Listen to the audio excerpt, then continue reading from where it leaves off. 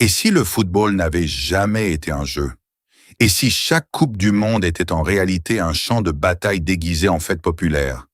Et si en ce moment même, le Mondial 2026 était en train de redessiner les rapports de force entre les plus grandes puissances du monde? Dans cette vidéo, nous allons voir les matchs de foot loin de la dopamine. Le foot, instrument de soft power.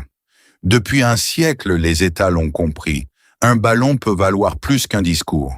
Le football projette une image, façonne une réputation et permet à un pays de se faire aimer ou craindre sans tirer un seul coup de feu.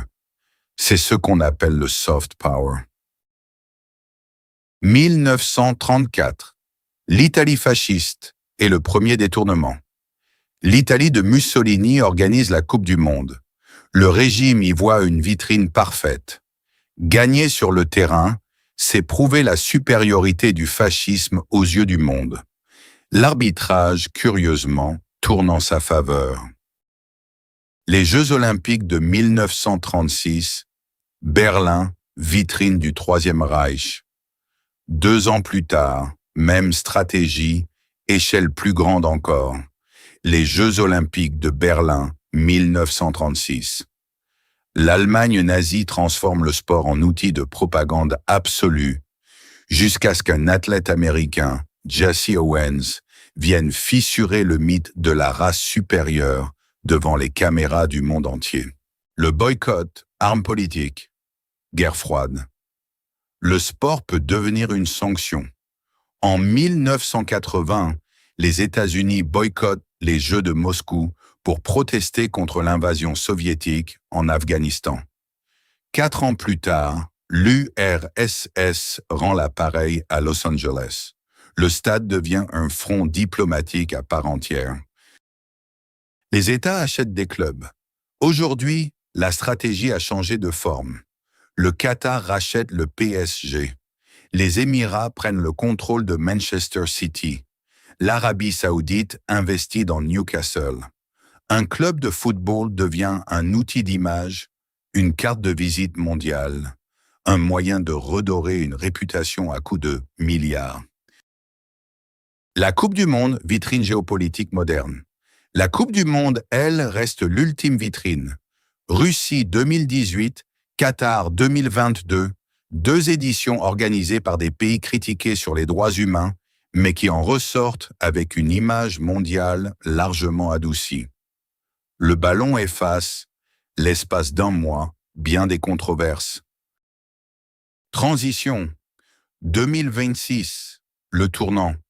En 2026, pour la première fois, 3 pays organisent ensemble le mondial. Les États-Unis, le Canada, le Mexique.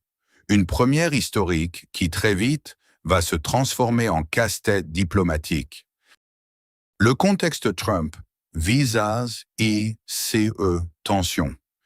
Le Mondial 2026 est aujourd'hui considéré comme le plus géopolitique de l'histoire.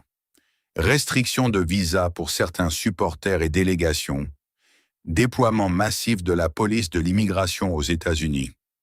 Pression économique sur le Mexique et le Canada. Le sport se retrouve pris dans l'étau de la politique intérieure américaine. L'Iran, symbole des tensions diplomatiques.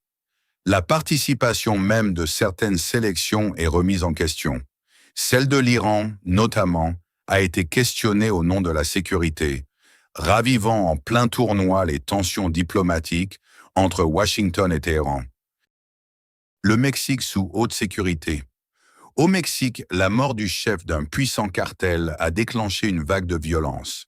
100 000 membres des forces de sécurité ont dû être mobilisés pour que le tournoi puisse simplement se dérouler sans incident majeur. Quand Trump s'invite dans l'arbitrage, symbole ultime de cette politisation, un carton rouge infligé à un joueur américain aurait provoqué un appel téléphonique direct entre Donald Trump et le président de la FIFA pour que la sanction soit réexaminée.